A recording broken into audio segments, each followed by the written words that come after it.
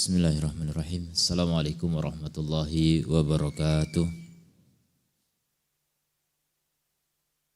Alhamdulillahilladzi hadana lihada wa ma kunna linahtadiya laula an hadanallah. Asyhadu an la ilaha illallah wahdahu la syarikalah wa asyhadu anna Muhammadan abduhu wa rasuluh. Allahumma salli wa sallim alaihi wa ala alihi wa sahbihi wa baraka wa sallam. Kita bersyukur pada Allah Azza wa Jalla pada kesempatan pagi ini diberi taufik oleh Allah untuk melanjutkan pembahasan kita dari kitab Ma'alim fi Tariqi Talabil Ilmi karya Syekh Abdul Aziz As-Sadhan hafizahullah ta'ala. Dan sekarang memasuki pembahasan langkah-langkah dan perkara-perkara yang membantu untuk menghafal Al-Quran. Nah, fadhal.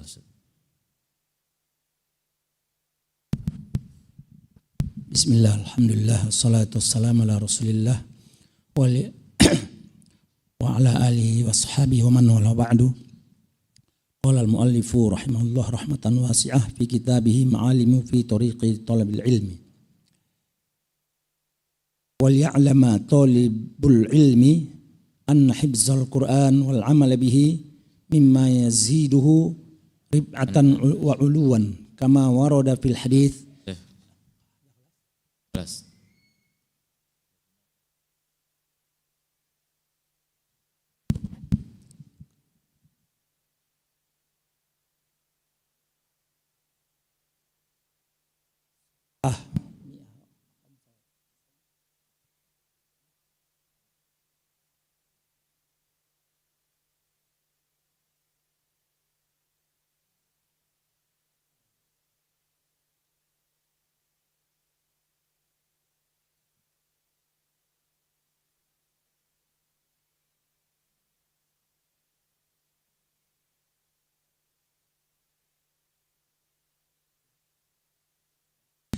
وهناك خطوات وأمور تعين على حفظ القرآن الكريم ومنها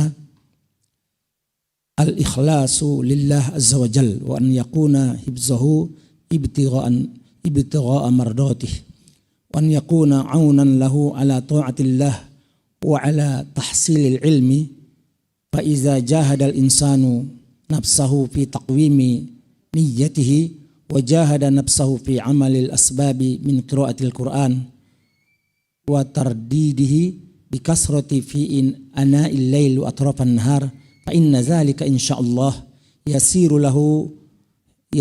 له حفظ القرآن. Nah, hunaka khutuwat wa umurun tu'inu ala hifdzil Qur'anil Karim. Jadi ada langkah-langkah dan perkara-perkara yang bisa membantu seseorang untuk menghafal Al-Quranul Karim. Di antaranya yang pertama al-ikhlasu lillahi azza wa jalla. Ikhlas.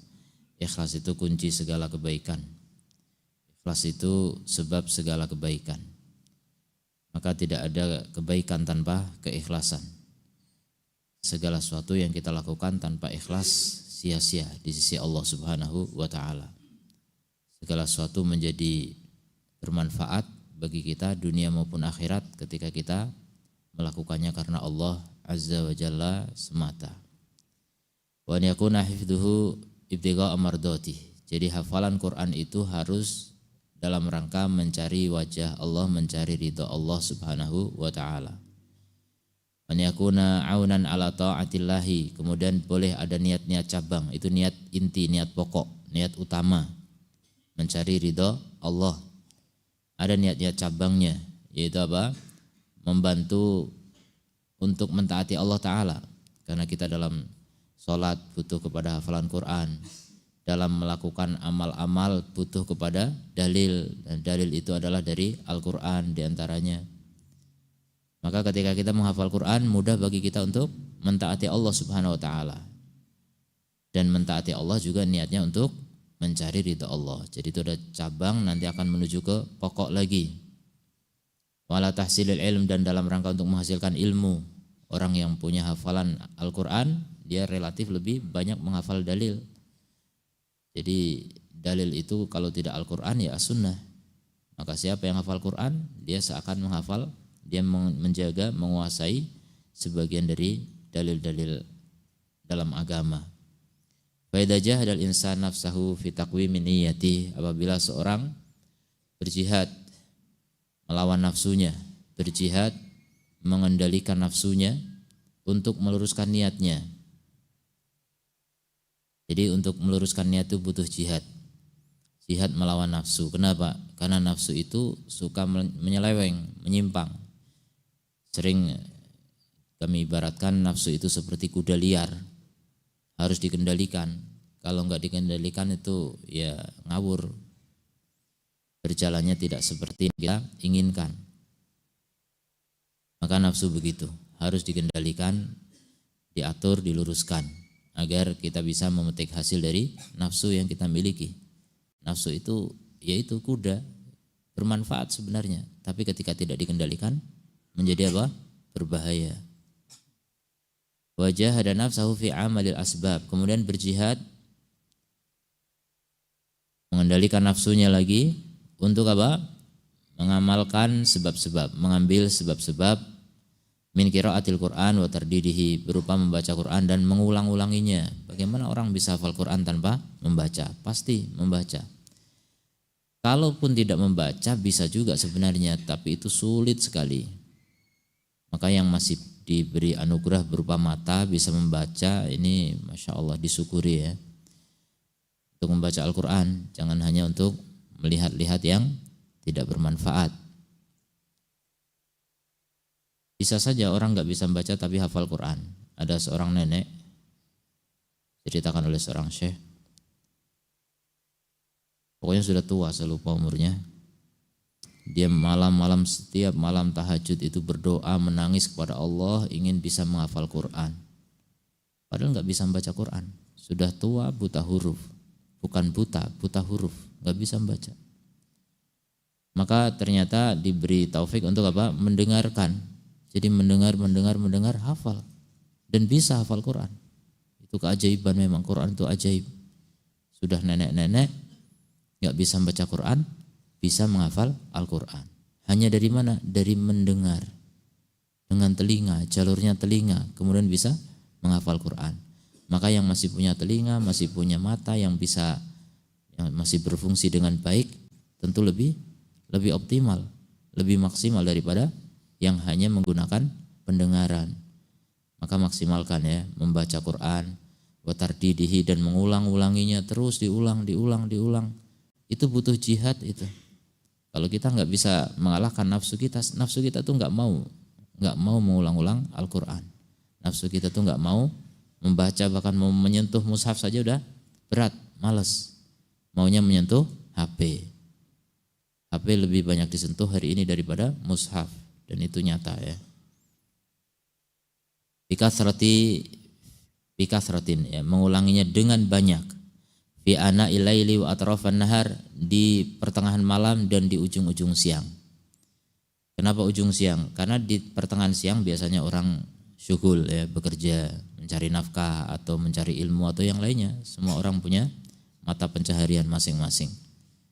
Maka di ujung siang biasanya sebelum bekerja atau sepulang kerja, kemudian malam-malam itu kosong. Kecuali yang kerjanya malam, itu beda lagi perkaranya. Maka disyukuri sisa-sisa waktu yang ada. Walaupun itu dinamakan sisa, tapi bukan sisa ketika apa? Kita gunakan untuk perkara yang lebih bermanfaat. Bisa jadi yang kita sebut sebagai waktu utama yang dipakai untuk kerja, itu manfaatnya enggak seberapa di akhirat. Di dunia mungkin bisa menjadikan orang kaya raya, tapi di akhirat belum tentu besar manfaatnya. Sebaliknya, di sisa-sisa waktu kalau kita manfaatkan untuk menghafal Quran, itulah yang lebih banyak kita syukuri nanti di hari kiamat. Karena lebih besar pahalanya insya Allah. Jadi manfaatkan waktu sebaik mungkin. Fa inna dzalika insyaallahu yuyassiru lahu hifdzal Quran. Karena itu semuanya jika Allah berkehendak, maka akan memudahkan bagi seseorang untuk menghafal Al-Quran. Nah. Ats-tsani qira'atu tafsiri ma turidu hifzahu minal ayati أليس من التقصير أننا نحفظ صورا قبل أن يمر علينا سن التكليف وإلى هذه اللحظة ونحن نجهل كثيرا من كلماتها أو من ألفاظها. فمثلا لإيلاف قريش لو قيل لنا ما معنى الإلاف لتوقف كثير منا، ولو قيل لنا فأثرن به نقعا فوسطن به جمعا إن الإنسان لربه لكنود ما معنى هذه الألفاظ لكان الجهل من بعدنا هو الجواب، وهذا مما يعاب به طالب العلم، ولا شك أن هذا من الخلل في شخصية طالب العلم. Amir. وقد يقول قائل وهل هذا يجب علي؟ فيقال لا، ليس واجبا عليك، ولكن يعاب عليك أن تحرص على الحفظ مجرد لهذه الألفاظ القرآنية وأنت تجهل معناها. ولقد كان اهتمام السلف بالمعاني كما ذكر الشيخ الإسلام أكثر من اهتمامهم بحفظ الألفاظ. Nah. Yang kedua, qiraatu tafsir ma turidu hifdhuhu. Membaca tafsir dari ayat-ayat yang kamu ingin menghafalnya. Minal ayati, dari ayat-ayat. Jadi ini yang ideal ya, maksudnya yang paling tepat, paling bagus untuk menghafal adalah dibaca tafsirnya terlebih dahulu. Kalau bahasa orang Indonesia, orang ajam minimal ya tahu maknanya secara ringkas ya, terjemahannya minimal, tahu terjemahannya. Karena bagaimana kita bisa menghafal sesuatu yang kita belum paham, bisa saja menghafal, tapi tidak sekuat ketika kita memahaminya. Jadi kalau kita lupa, kita ngerti jalur ceritanya, kita tahu maksudnya, maknanya gitu. Jadi lebih mudah untuk diingat dibanding yang hanya menghafalkan lafaz-lafaz tanpa makna.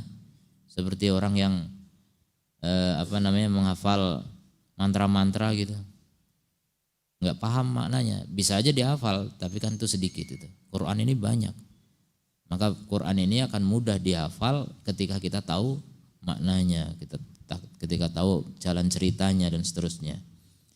Berbeda dengan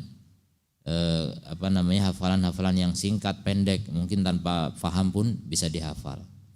Kemudian alaysa minat taksir, bukankah termasuk pengurangan yang sengaja ya? Annana nahfadu suwaron, kita menghafal surat-surat qabla an yamurra alaina sinu taklif, sebelum berlalu pada kita usia taklif. Memang kita rata-rata ya banyak di antara kita mungkin yang sudah menghafal Quran padahal kita belum mukallaf, belum balik. Ya dari kecil udah disuruh menghafal Al-Fatihah, surat-surat pendek, itu sudah menghafal dan itu belum paham. Karena rata-rata kalau belum balik memang belum dibebani untuk memahami kandungan maknanya. Wa ila hadil lahdah, maka sampai saat ini anehnya sekarang sudah balik, sudah mukallaf, bahkan sudah tua, bahkan sudah punya anak, anaknya sudah balik, mungkin ada punya cucu dan sebagainya. Tapi masih saja belum paham. Kalau dulu belum balik, belum paham, itu wajar, masih kecil. Tapi kenapa ketidakfahaman itu dibawa sampai usia dewasa, bahkan tua, menjelang meninggal masih belum ada upaya untuk memahami Al-Quran. Wa nahnu najhalu katsiran min kalimatiha, kita tidak tahu kebanyakan dari kata-kata di dalam Al-Quran, au min al-fadhiha, atau lafaz-lafaznya. Contohnya misalnya li'ila fi Quraisy. Laukila lana, kalau dikatakan kepada kita ma makna al-ilaf, la tawaqafa katsirun minna, pasti akan tawakuf ya, terdiam kebanyakan dari kita. Enggak bisa jawab. Seandainya dikatakan fa asarna bihi naq'a fa wasatna bihi jam'a innal insana li rabbih lakanud. Ma makna hadil alfat? Apa makna lafaz-lafaz ini? Lakanal jahlu min ba'dina huwal jawab. Niscaya kebodohan dari sebagian kita itulah jawabannya. Wa hadza mimma yu'abu bihi talibul ilm, dan ini perkara yang dicela dengannya penuntut ilmu. Ya, penuntut ilmu tercela kalau lafaz-lafaz seperti ini tidak tahu maknanya. Wala syakka anna hadza minal khalal, tidak diragukan ini termasuk ketimpangan fi syakhsiyati thalibil ilmi, dalam kepribadian penuntut ilmu. Jadi penuntut ilmu harus memiliki upaya untuk memahami lafaz-lafaz Al-Qur'an. Wa qad yaqulu qail, ada mungkin orang yang berkata, wal hadza yajibu alayya, apakah ini wajib atasku? Maka kita katakan fayuqal, maka dikatakan la laisa wajiban alaika, bukan, ini tidak wajib atasmu.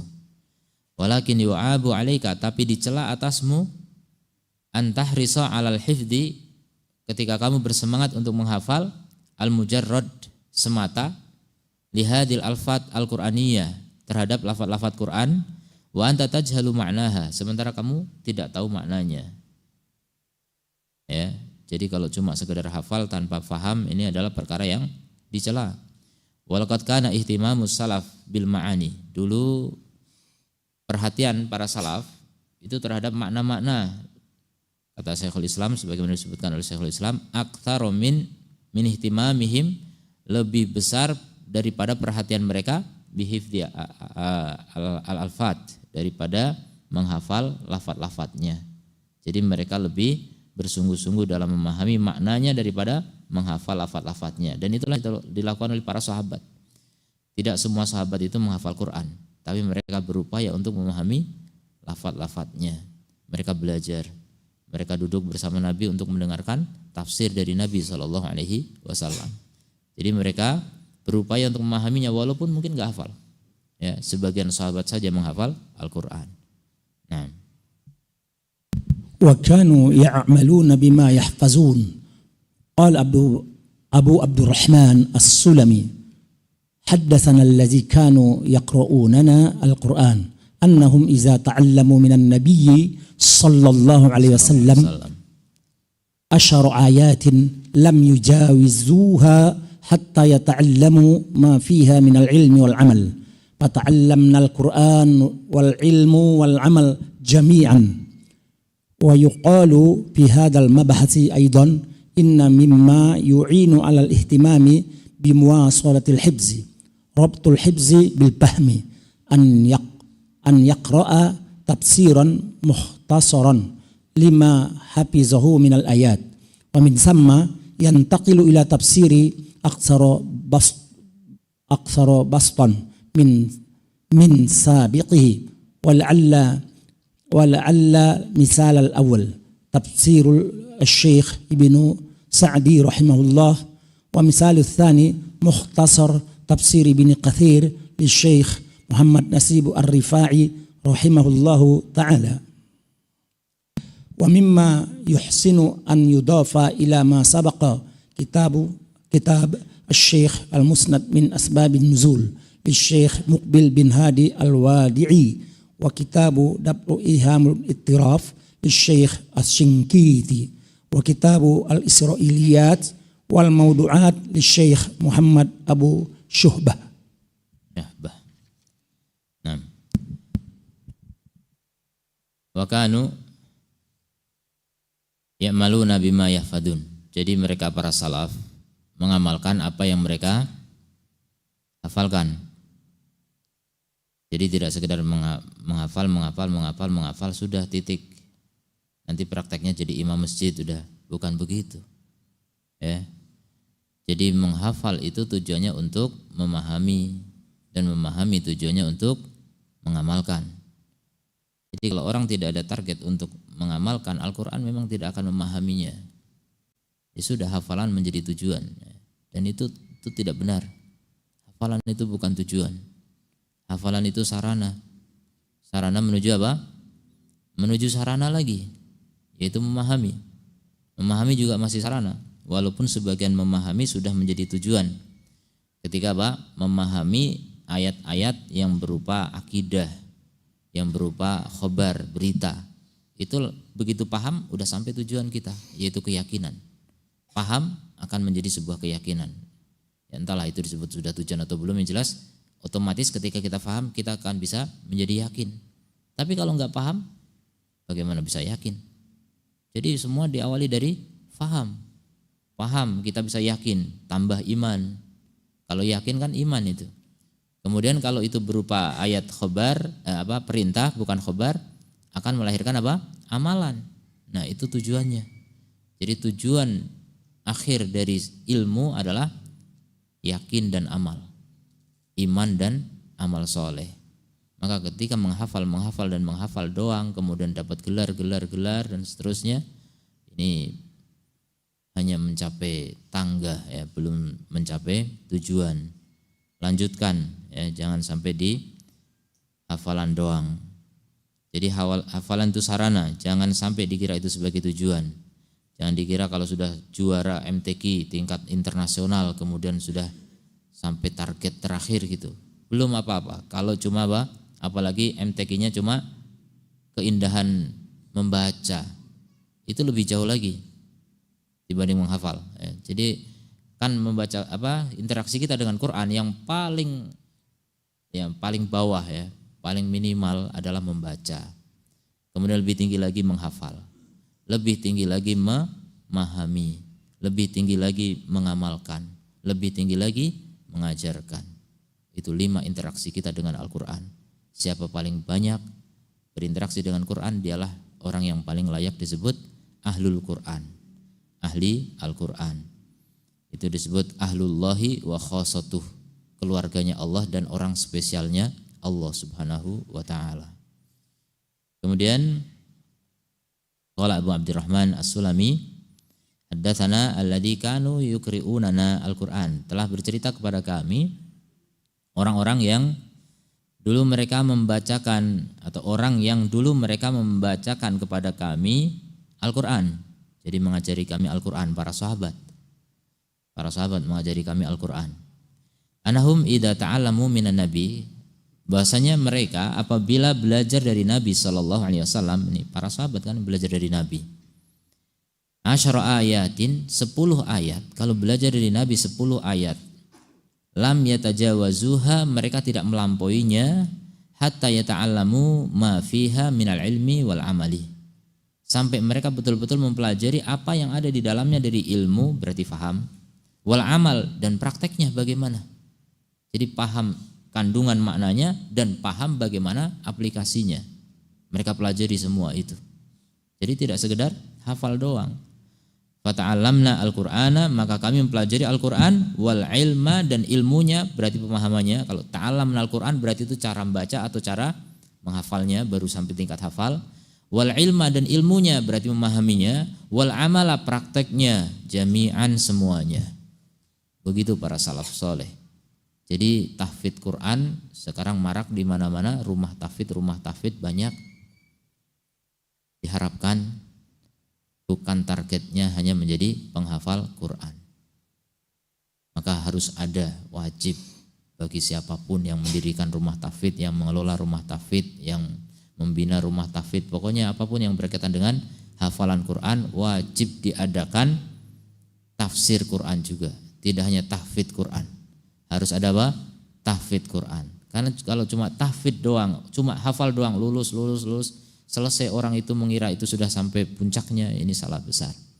Kecuali betul-betul membimbing dan mengarahkan muridnya. Di sini memang menghafal, tapi ini bukan akhir. Kamu harus lanjut lagi ke tafsir.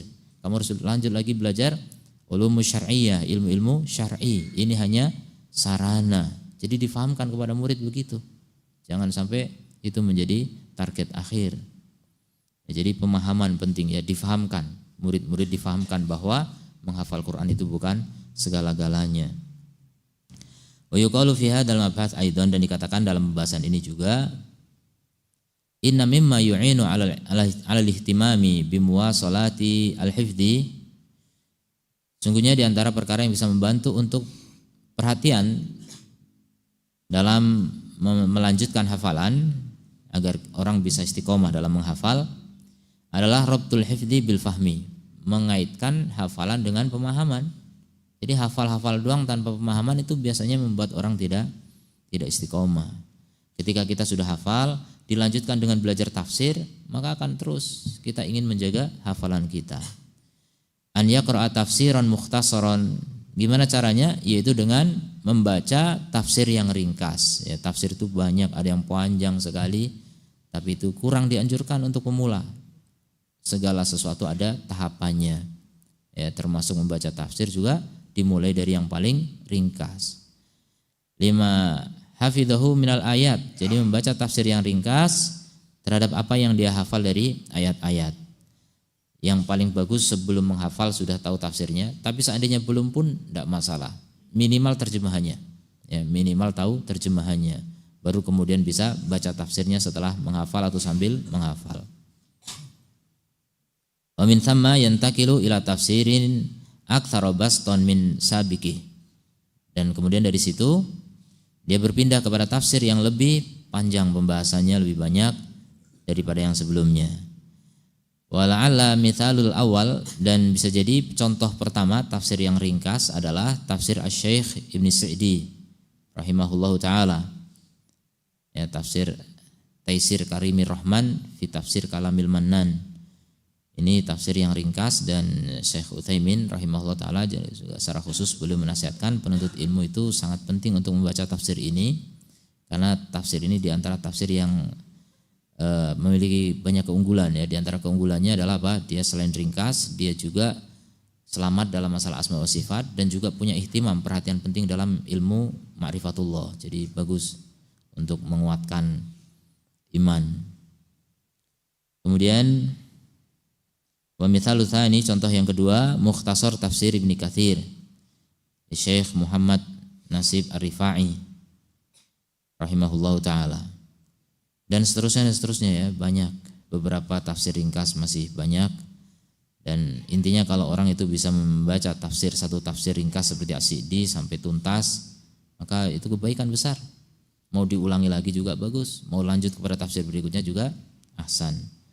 Kemudian wa mimma yuhsinu an yudhafa ila ma sabaq. Di antara perkara yang bagus untuk ditambahkan kepada apa yang telah lalu, kitab As-Sahih Al-Musnad. Ini karya Syekh Mukbil, ini kitab yang luar biasa berkaitan dengan asbabun nuzul ya. Sahih Al-Musnad min asbabun nuzul. Jadi hadis-hadis yang sahih yang menceritakan tentang asbabun nuzul. Jadi kalau kita tahu asbabun nuzul, kita akan lebih paham tentang makna dari ayat-ayat yang ada asbabun nuzulnya. Dan banyak juga asbabun nuzul yang ternyata hadisnya apa? Tidak sahih.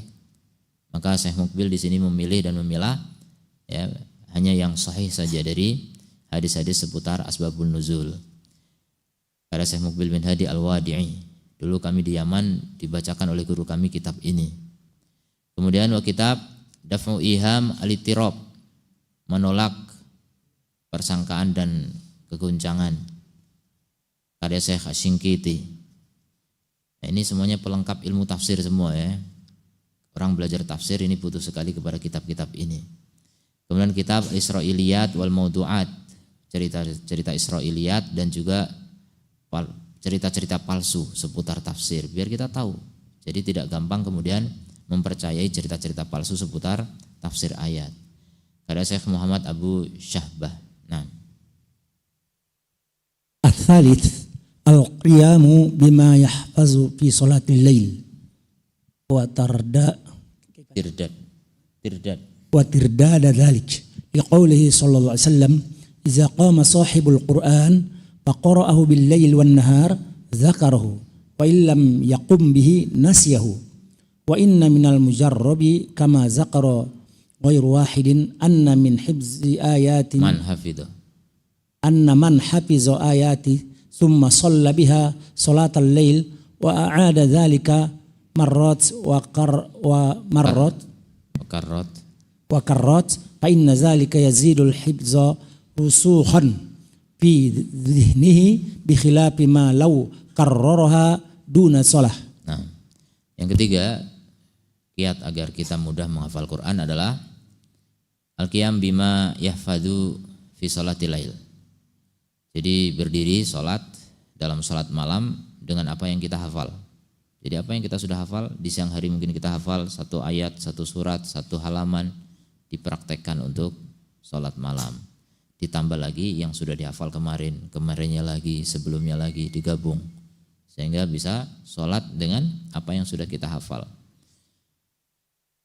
berdasarkan sabda Nabi Shallallahu Alaihi Wasallam dalam riwayat Muslim,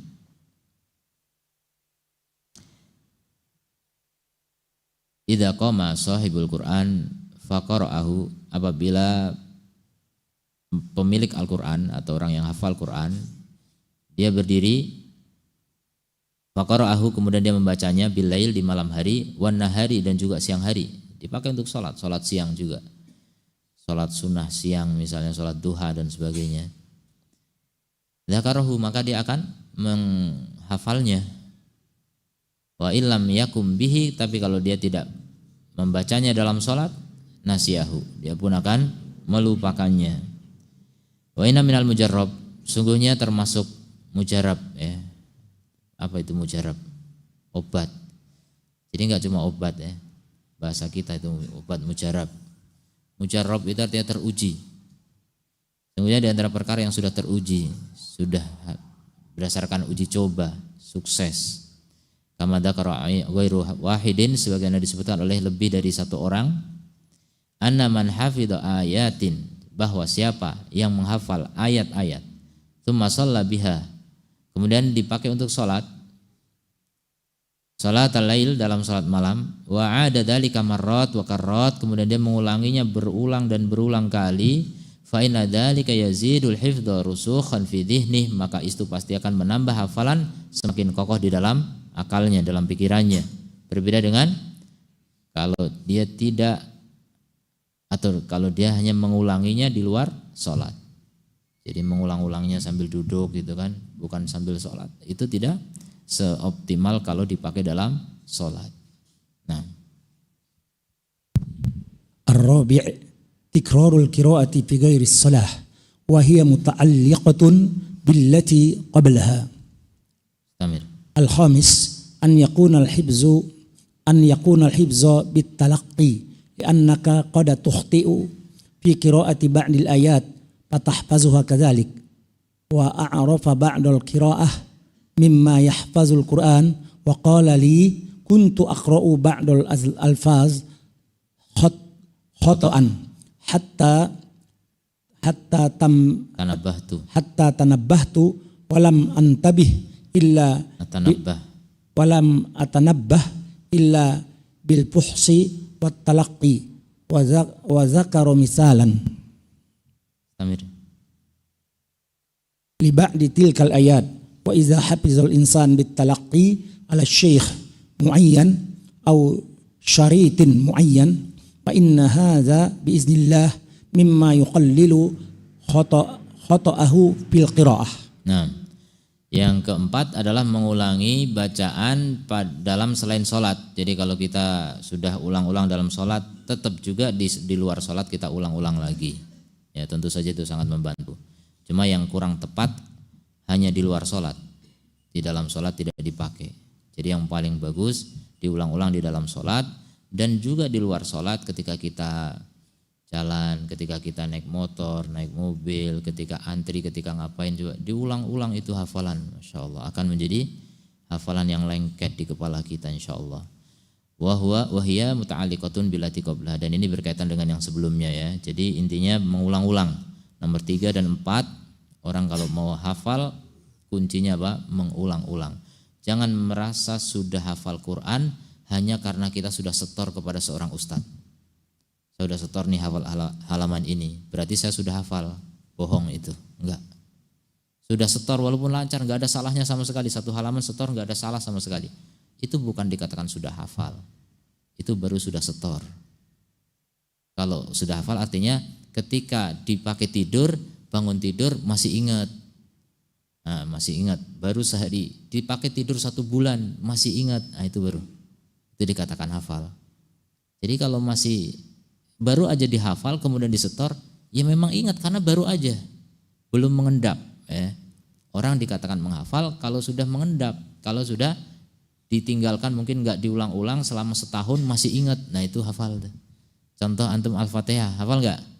Itu baru hafal namanya. Tapi surat yang lain pernah setor mungkin, pernah menghafal mungkin, tapi belum dikatakan benar-benar hafal. Dan hafalan, kita punya hafalan itu bertingkat-tingkat. Mungkin Al-Fatihah itu yang paling lancar. apalagi Al-Ikhlas itu. Memang ikhlas itu indah ya, indah ikhlas itu. Ikhlas itu 3 kul itu Masya Allah. Itu udah di luar kepala namanya kan. Nggak mikir gitu, maksudnya udah lancar.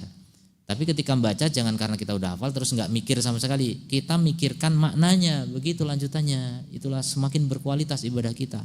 Memang lafadznya nggak usah antum pikir, tapi maknanya yang antum resapi. Begitu peningkatan berikutnya. Kalau orang baru menghafal Quran, ketika membaca mungkin dia kurang fokus dengan maknanya. Karena dia masih menfokuskan apa? Hafalannya. Tidak masalah. Inilah tingkatan. Ibadah manusia itu bertingkat-tingkat. Orang santri Quran, santri tahfidz Quran, itu mungkin belum sholatnya belum meresapi makna mungkin ya kalau masih awal-awal. Dia masih mengupayakan menghadirkan lafadznya dulu. Lafadznya aja enggak ketemu-ketemu, mau mikir maknanya kadang belum sinkron. Tapi ada juga yang dia model menghafalnya memang dengan pemahaman, maka untuk mengingatnya pun dia ingat jalan ceritanya. Dia tahu maknanya. Nah, ketemu ceritanya ini, ketemu lafadznya. Macam-macam orang punya metode. Ini yang jelas. Kadang ketika orang masih pemula memang belum fokus kepada makna, tapi lebih fokus kepada apa? Lafadznya dulu, tidak masalah. Jadi biar lafadznya lancar. Nanti kalau lafadz sudah lancar, baru bisa berkembang kepada memahami. Ya, memang ketika menghafal dianjurkan baca tafsir dulu kan. Tapi untuk menghadirkan makna-makna itu, kalau kita belum lancar hafalannya masih sulit. Dilancarkan dulu hafalannya, baru kemudian kita bisa meresapi makna-maknanya. Ya, itulah tingkatan dalam menghafal. Kemudian yang kelima, an yakunal hifdzu bitalaki. Hendaknya hafalan itu dengan talaki. Talaki itu dari kata liko. Liko itu ketemu dengan guru. Artinya dengan guru ya, talaki itu ngambil dari guru. Bukan semata-mata baca mushaf.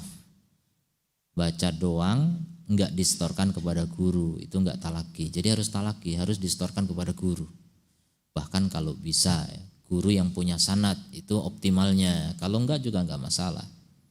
Yang penting kita setor kepada guru yang memang kita pastikan guru itu bisa ngoreksi. Guru itu sudah bagus tajwidnya, bagus dalam hafalan Qur'annya. Maka kita bisa menghafal dengan baik. Lanaka qad tukhti fi qiraati ba'dil ayati, karena kamu bisa saja salah dalam membaca sebagian ayat-ayat. Fatahfadzuha kadzalik, sehingga kamu menghafalnya begitu apa? Salah gitu. Jadi menghafal salah enggak ada yang ngoreksi karena antum enggak setor kepada guru yang paham. Maka setorkan kepada guru yang paham, minimal dia walaupun enggak hafalannya bagus, tapi dia bisa membaca dengan tepat gitu. Dengan kawan pun bisa sebenarnya. Ketika kawan itu bisa membaca dengan tepat, setorkan. Intinya harus disetorkan. Hafalan itu tidak boleh sendirian, harus disetorkan.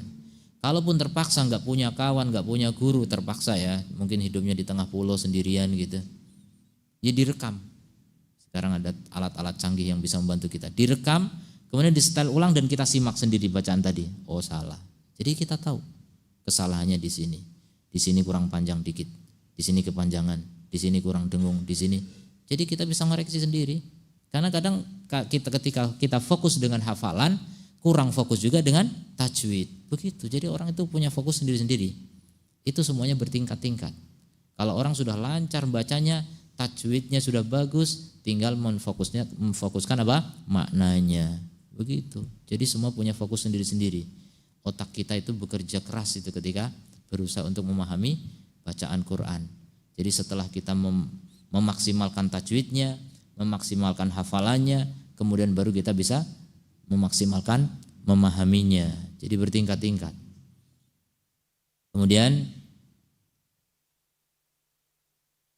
fa'arifu ba'dal qurra'i. Aku tahu sebagian qurra, ahli qiraah, mimman yahfadzul Quran, dan dia orang yang sudah hafal Quran.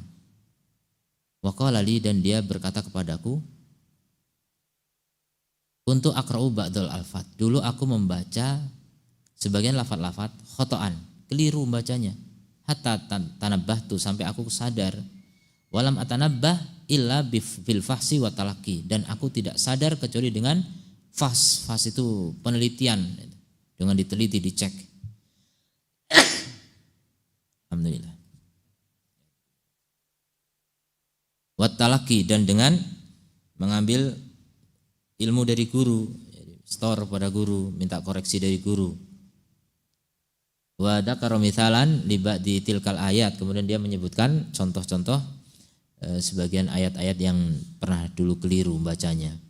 Wa idza hafidhal insan, apabila seorang membaca bitalaqi, dengan talaqi, ala syaikhin, kepada syekh muayyan tertentu, au syaritin muayyan, tuh juga bisa dibandingkan dengan kaset tertentu. Bandingkan, kita rekam, dengerin juga kaset. Dulu kaset ya, sekarang pokoknya audio syekh yang masyhur dengan bagusnya bacaannya, yang jelas tajwidnya gitu.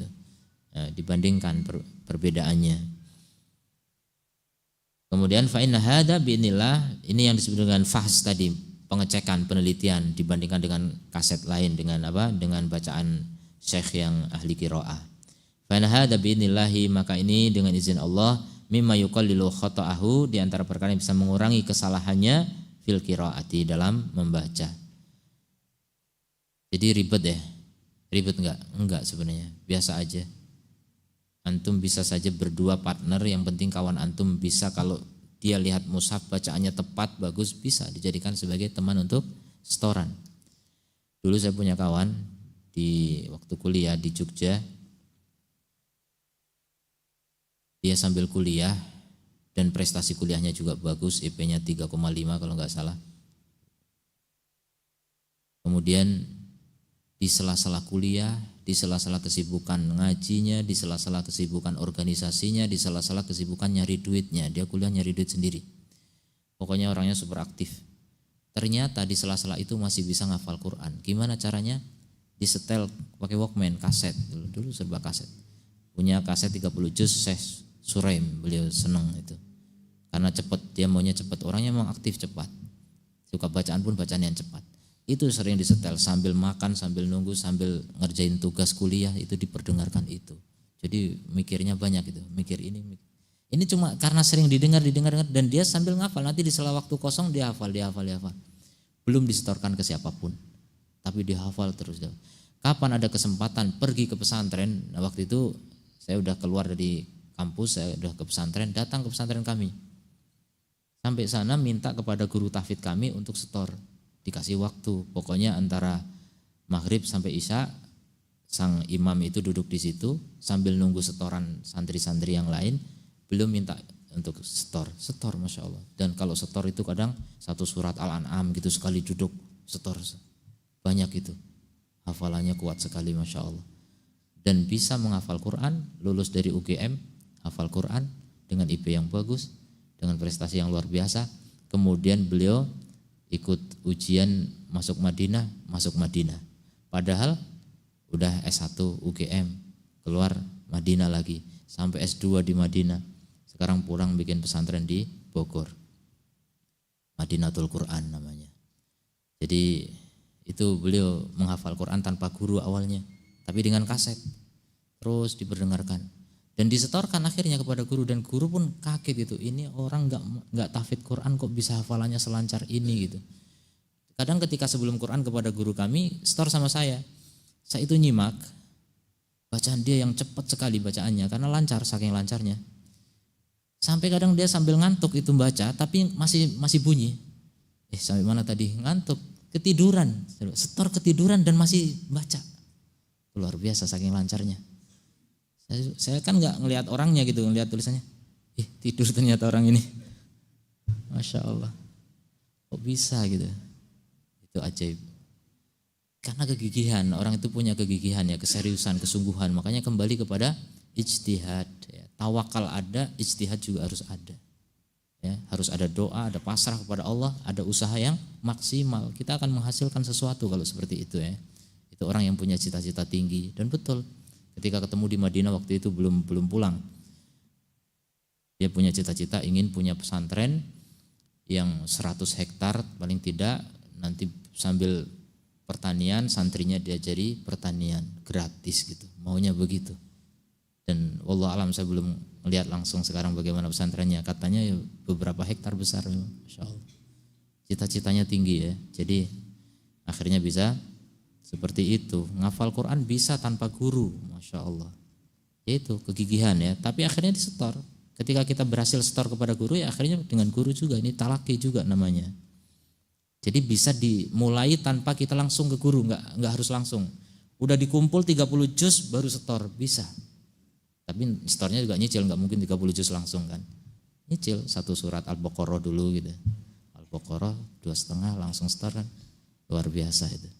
Antum bisa setor langsung 1 juz aja udah hebat, Masya Allah. Juz 30 nggak salah gitu, luar biasa. Ya salah paling 3, 4, 5 nggak masalah.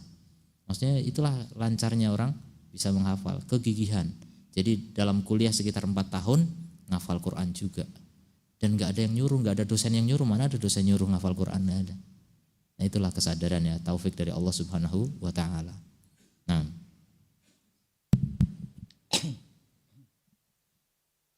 السادس أن تكون القراءة أو الحفظ على نسخة واحدة لأن الإنسان وهو يقرأ يتخيل موضع الآيات فإذا اختلفت النسخ فإن هذا مدعاة إلى تشتت الذهن مما يؤدي إلى سوء الحفظ. بعد هذا يقال إن الواحد منا يستطيع أن يوفر له في كل يوم ساعة على الأقل لمراجعة حفظه وذلك في الوقت بين الأذان والإقامة. فإذا كان طالب العلم حريصا على التقدم إلى المسجد مع الأذان أو قبيل الأذان فسيحصل على ثلث ساعة تقريبا بعد أذان الفجر وثلث بعد الظهر وثلث بعد العصر وثلث بعد العشاء والمجموع أقصر من ساعة. ولو وطن الواحد منا نفسه على هذا لتحصل على منافع عظيمة من أجل التقدم إلى المسجد وإدراك الصف الأول ومن ثم تفرغه للحفظ والمراجعة والموفق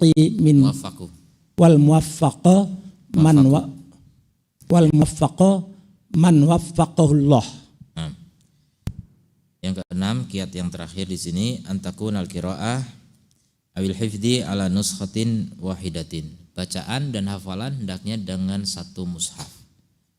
Satu mushaf, jadi mushaf andalan. Itulah yang dipegang kemana-mana, dibawa, nggak ganti-ganti. Kalaupun terpaksa ganti, tapi upayakan yang cetakannya sama. Karena ada beberapa mushaf cetakannya tidak sama, tata letaknya tidak sama, fontnya tidak sama, itu mempengaruhi pikiran. Ya, sebagian titiknya tidak sama. Mungkin satu halaman sama secara umum, tapi tempat letak titiknya, kadang letak hurufnya, kadang ada sedikit perbedaan. Itu berpengaruh. Kalau bisa satu saja gitu, satu mushaf. Kadang-kadang ada mushaf yang ada terjemahan, kadang yang enggak, itu gonta-ganti begitu, itu tidak lengket nanti hafalan, susah gitu, lebih susah. Kalau kita punya satu, andalan kita, Masya Allah, kemana-mana setia menemani kita. Yang setia itu kan biasanya lengket, ya enggak? Atau yang lengket itu setia? Ya itu begitu memang. Jadi setialah dengan Quran, maka Quran pun akan setia kepada kita, insya Allah. Jadi itu motivasi dari ulama begitu ya, setia dengan satu mushaf, jangan ganti-ganti pasangan. Lianal insan, karena manusia, wa yaqra'u, dia membaca, yatakhayyalu maudhi'al ayat, dia menghayalkan tempat ayat. Tapi ini metode ya, karena manusia punya kemampuan beda-beda. Kalau orang yang nggak punya mata ya nggak punya penglihatan ya, nggak akan melihat mushaf. Raba braille, itu meraba pun ya braille harus sama, saya juga nggak tahu braille kemungkinan sama. Tapi mungkin beda-beda juga ya, sama seperti tulisan, tata letaknya. Ya, kalau bisa ya sama juga sama. Jadi ketika kita membaca kita membayangkan tata letaknya itu. Letak-letak hurufnya, barisnya dan sebagainya. Sampai bentuk font saja sangat berpengaruh. Kemudian faida ikhtalafat an-nusakh, kalau berbeda-beda naskah, berbeda teks, Fa inna hada mad'atun ila tashattuti dhihn. Maka ini mengundang untuk apa? Terpencarnya pikiran. Jadi terbelah-belah, tidak konsen, tidak fokus, salah dalam membayangkan dan seterusnya. Hilang apa yang kita bayangkan, hilang. Mimma yuaddi ila su'il hifdhi, yang bisa mengantarkan kepada apa? Buruknya hafalan. Jadi enggak usah ganti-ganti mushaf. Pada hada yuqal, setelah ini maka dikatakan innal wahid minna yastati' an yuwaffira lahu fi kulli yaumin sa'ah. Sesungguhnya setiap orang dari kita mampu untuk menyediakan baginya di setiap harinya waktu 1 jam saja, 1 jam bersama Quran. Kalau itu istiqomah setahun itu berapa? 350 jam. Insya Allah luar biasa. Alal aqal ya, minimal. Limuraja'ati hifdhihi, untuk mengulang hafalannya. Jadi menghafal itu lebih gampang daripada apa? Mengulang hafalan itu susah. Makanya jangan anggap kalau sudah setor ke ustadz itu sudah hafal. Belum. Itu baru setor namanya. Hafal itu butuh pengulangan. Ada sebagian guru tahfidz di Jakarta dulu bilang, seorang penghafal Quran kalau sudah setor Quran 30 juz sudah dianggap hafid gitu, sudah dapat gelar julukan hafid gitu. Karena udah kataman, udah selesai menghafal Quran, udah setor semua dan udah dites juga, udah bagus. Itu masih butuh waktu setidaknya 10 tahun untuk murojaah. Dan 10 tahun itu setiap harinya minimal 10 juz. Setiap hari mengulang 10 juz. Terus selama berapa? 10 tahun baru bisa menjadi penghafal Quran. Jadi begitu pengakuan beliau dan praktek dari beliau seperti itu. Memang tidak gampang orang bisa hafal Quran itu. Jangan dikira itu memang ahlinya itu, memang bakatnya itu. Bukan sekedar bakat, kesungguhan. Sebenarnya lebih kepada kesungguhan ya. Ilmu agama secara umum. Ilmu agama itu tidak terlalu mengandalkan bakat. Lebih kepada hidayah dari Allah pertama. Untuk apa? Untuk memiliki kesungguhan. Jadi kesungguhan itu yang kita upayakan. Kalau bakat kan kita nggak bisa cari. Bakat itu anugerah dari Allah. Kalau cuma bakat yang menjadi andalan ya udah kita pasrah, nggak usah berusaha. Tapi Islam menganjurkan, Allah menganjurkan kita untuk berusaha. Siapa yang ingin merubah nasib maka rubahlah nasibnya. Kita punya kesungguhan untuk menghafal Quran, kita akan bisa menghafal Al-Quran.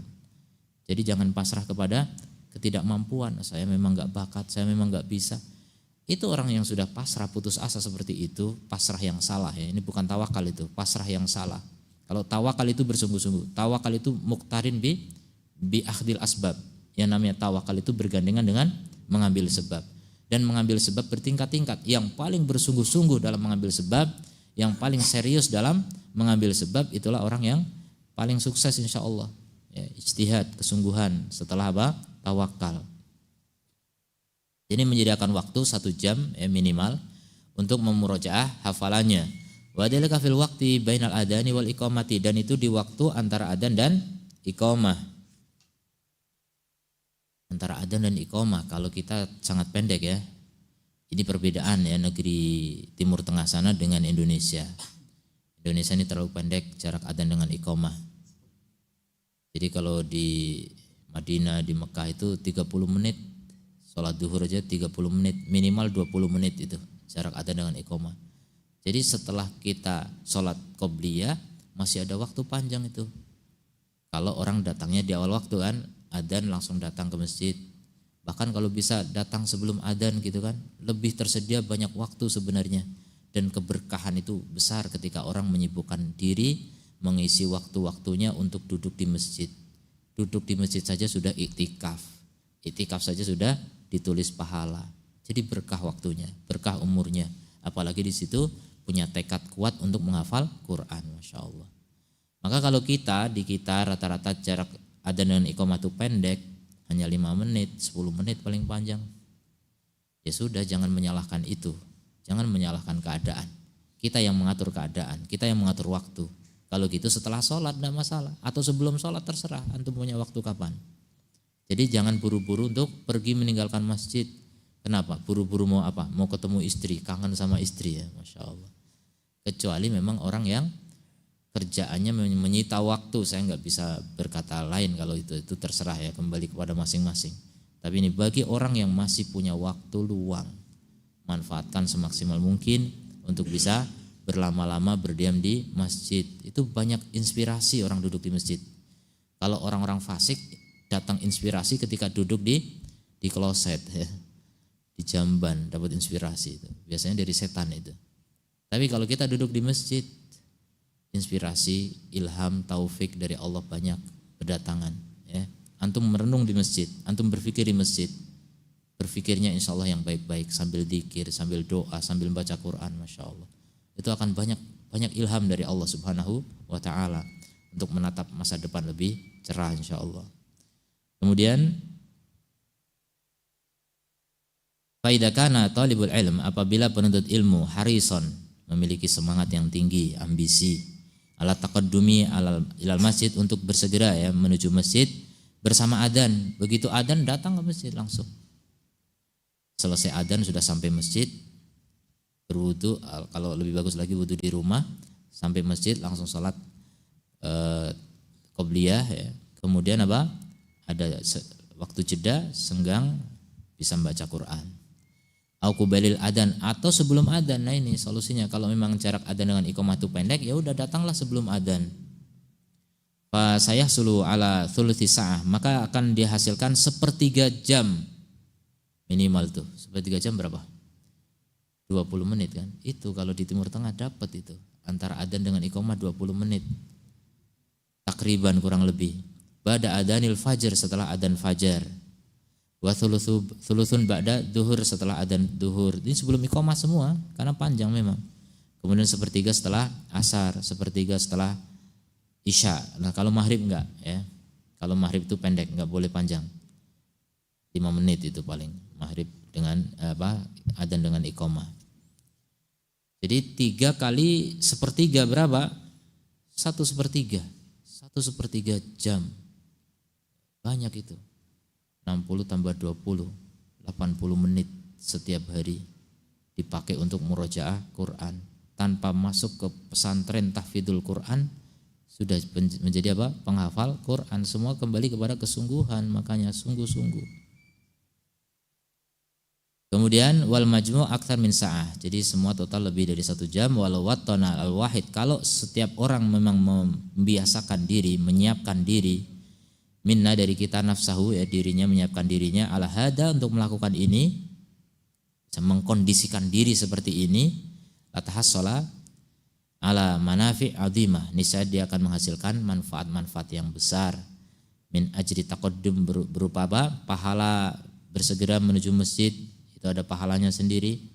Wa irraqi shafil awal, dapat shaf pertama kalau masjidnya penuh gitu kan. Biasa kalau datang terlambat sampai shaf nomor 20 misalnya. Kayak Masjid Nabawi kan begitu. Kalau masjid antum mau datang paling terakhir juga shaf pertama juga. Antum akhirnya males-malesan ya. Walaupun udah imamnya udah 1 rakaat dapat, masih dapat shaf pertama. Masya Allah. Itu masjid miskin namanya ya. Masjid suka miskin. Penduduknya yang miskin. Kemudian wa min sama tafarruhu lil hifdi, dan dari sana juga keuntungan lainnya ya adalah apa? Dia punya waktu luang untuk menghafal dan murojaah. Wal muwaffaq man waffaqahullah, maka orang yang mendapat taufik adalah yang diberi taufik oleh Allah. Maka itu tadi, seperti saya punya kawan tadi sambil kuliah, sambil kegiatan macam-macam bisa hafal Quran. Sementara saya pribadi, saya di pesantren dan saya pernah ditahfidz Quran juga, dapat 15 juz waktu itu, dalam waktu 2 tahun cuma dapat 15 juz. Tapi tetap enggak lengket, lebih lengket kawan saya itu. Enggak tahu kenapa, taufik ya. Itulah taufik dari Allah Subhanahu wa taala. Nah. Wa aidan fa inna tikraral qiraati lil Qur'an yaftahu afaqan minal ma'rufati li talibil ilmi. Faqad zakara Abbas bin Abdul Daim al-Misri al-Kinani an Syekh Darir annahu awsahum biwasaya minha wasiyatuhu lahum bikasratil qiraah. Faqal aksaru man aksir ahsanallahu ilaikum aksir min qiraatil Qur'an wala tatrukhu fa innahu yatayassaru laka allazi tatlubuhu ala qadari ma taqra. Qala fara'aitu zalika wa jarraftuhu katsiran fa kuntu idza qara'tu katsiran tayassara li min sima'il hadits wa kitabatihi al-katsir wa idza lam aqra lam yatayassar li. Nah, wa idza dan juga fa inna tikraral qiraah lil Qur'an yaftahu afaqan. Jadi sungguhnya mengulang-ulang Quran, ya, mengulang-ulang bacaan Quran itu akan membuka ufuk, cakrawala, membuka wawasan, membuka akal. Makanya banyak kampus yang bisa menerima mahasiswa dengan syarat hafal 30 juz. Karena orang yang hafal 30 juz kemungkinan ufuknya udah terbuka untuk menerima ilmu lebih mudah gitu. Minal ma'rifah, dari ma'rifat, ya, cakrawala pengetahuannya terbuka di talibil ilm, bagi penuntut ilmu. Dan sungguh telah menyebutkan Abbas ibni Abdiddayim al-Misri al-Kinani min an syaikhin darin, beliau menyebutkan dari guru yang buta, anahu awsahum, bahasanya beliau memberi wasiat kepada mereka murid-muridnya biwasoya, dengan wasiat-wasiat, diantaranya wasiyatuhu lahum bikathratil qiraah, di antara wasiatnya adalah wasiat untuk banyak membaca Quran. Kata beliau, aktin min qiraatil Quran, perbanyaklah membaca Al-Quran, wala tatrukhu, dan jangan kau tinggalkan. Fa innahu yatayassaru laka alladhi tatlubuhu, karena itu akan memudahkan bagimu apa yang kamu cari, ala qadri ma taqra'u, sesuai dengan kadar yang kamu baca. Kamu mencari ilmu, semakin banyak kau baca Quran, semakin banyak ilmu kau dapat. Begitu. Dan ini tajribah, ini hasil uji coba, sudah teruji, sudah mujarrab. Qala fara'aitu dzalika wa jarrabtuhu, maka aku melihat itu dan aku uji coba, aku coba. Coba murid yang langsung melaksanakan wasiat gurunya. Aku coba katsiran, banyak aku coba. Fa kuntu idza qara'tu katsiran, dan aku apabila membaca banyak, ya tayassara li min sima'il hadits, akan dimudahkan bagiku mendengarkan hadis, wa kitabatihi, dan menulisnya, katsir, yang banyak, wa idalam aqra, tapi kalau aku tidak membaca, lam yatayassar li, tidak mudah bagiku. Jadi begitu, itu taufik namanya. Allah yang mudahkan, ya. Tidak ada kemudahan kecuali datangnya dari Allah Subhanahu wa taala. Kalau ingin menjadi orang yang diberi banyak taufik oleh Allah, banyaklah membaca Al-Qur'an. Assalamualaikum warahmatullahi wabarakatuh. Apakah seorang penuntut ilmu atau selain ulama dapat memperoleh surga Firdaus? Wallahu a'lam, ya, enggak tahu ya. Tapi yang jelas Firdaus ini surga yang sangat tinggi. Saya enggak tahu siapa aja yang masuk ke sana. Tapi kalau kita bilang mungkin, ya mungkin saja, wallahu a'lam, ya, mungkin saja. Karena apa? Tidak dibatasi hanya ulama gitu. Enggak ada keterangan tentang itu. Amalan apa saja yang bisa mengimbangi para ulama untuk profesi selain ulama? Profesi lain selain ulama. Jihad, ya. Jihad itu di bawah ulama sih. Syuhada itu di bawah siddiqin itu ulama. Dan saya nggak tahu lagi yang lain, wallahu a'lam. Umumnya pondok pesantren banyak menghafal Al-Quran tanpa memahami maknanya. Apakah ini tercela? Ya, berdasarkan keterangan tadi, kalau membatasi itu saja dan gak memotivasi murid untuk melanjutkan kepada jenjang berikutnya berupa tafsir, pemahaman terhadap Al-Quran, ya itu masih kurang tepat, ya. Masih kategori tercela juga. Afan tadi maksud tafsir yang ringkas. Maksudnya tafsir apa gitu? Tafsir As-Sa'di, ya. Tafsir As-Sa'di bagus untuk pemula, sangat bagus, dikaji di Hang, itu dikaji sama Ustaz Toha. Tafsir As-Sa'di bagus. Nah, apakah kita boleh memulai menghafal Quran? Mungkin sedang bacaan kita, ya mungkin masih banyak di sana sini kesalahan, baik di segi tajwid, fashohah, dan makharijul huruf. Mohon penjelasannya. Nah, barakallahu fiik. Jadi menghafal Quran itu dituntut untuk tepat dulu dalam bacaan. Walaupun tidak bisa membaca, saya katakan tadi, orang buta nggak bisa membaca kan? Tapi bisa menghafal bisa dengan menempatkan bacaannya melalui pendengaran. Jadi talaki itulah talaki. Makanya orang yang buta cuma meminta tuntunan, dituntun oleh orang yang bisa membaca Quran dengan bagus. Nah kalau enggak bisa orang, karena mencari orang kan enggak gampang. Dengan rekaman, dengan kaset, dengan audio. Dengar audio syekh yang bagus, didengar. Dan kita tepatkan bacaannya menyesuaikan itu. Nah kemudian kita setorkan kepada guru yang mutamakin dalam hal itu, dalam tajwidnya. Nah, itu insya Allah ada koreksi-koreksi, makin lama makin bagus. Begitu. Jadi tidak boleh bagi yang belum bagus bacaannya kemudian dia menghafal banyak sebelum dikoreksi bacaannya.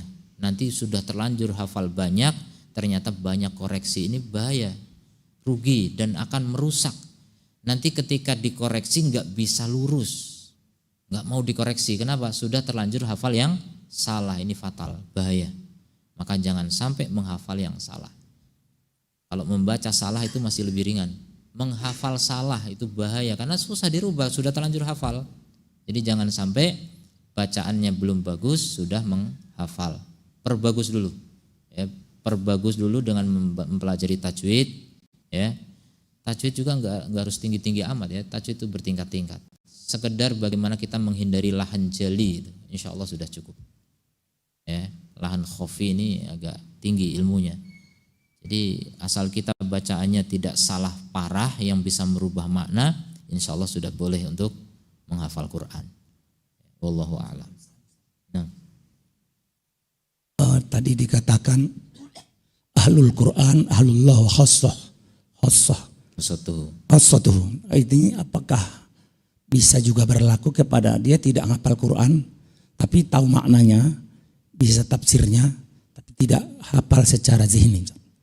Nah, ahlul Quran, orang dikatakan ahlul Quran memang harus yang terkumpul 5 yang paling maksimal ya. Tapi saya katakan 5, membaca, menghafal, memahami, mengamalkan, mengajarkan. Itulah ahli Quran sejati. Kalau berkurang dari itu, mungkin masih disebut ahli Quran, mungkin dia belum sampai ke tingkat mengajar. Ya, mudah-mudahan masih kategori itu. Tapi kalau sekedar pandai membaca doang, belum ya. Baru menghafal doang juga belum. Sampai dia memahami dan mengamalkan. Karena tujuan dari Al-Quran itu diamalkan. Orang disebut ahli Quran itu mengamalkan. Bahkan bisa dilewati. Dia mungkin hafalan gak bagus, tapi dia faham dan dia amalkan. Ini yang paling inti memang. Orang disebut ahli Quran adalah orang yang memahami Quran dan mengamalkan Quran. Tapi tetap berusaha untuk membaca. Karena memang ayat hadis-hadis seputar keutamaan Quran itu berkaitan dengan membaca. Seperti nanti di akhirat disuruh membaca Iqra wa rattil kama kunta turattil fid dunya, dan bacalah dengan tartil seperti kamu biasa membaca dengan tartil ketika di dunia. Jadi harus membaca memang. Walaupun enggak menghafal, membaca. Jadi bisa dilompati itu yang menghafal ya. Membaca, memahami, mengamalkan. Itu 3 inti dari ahli Quran.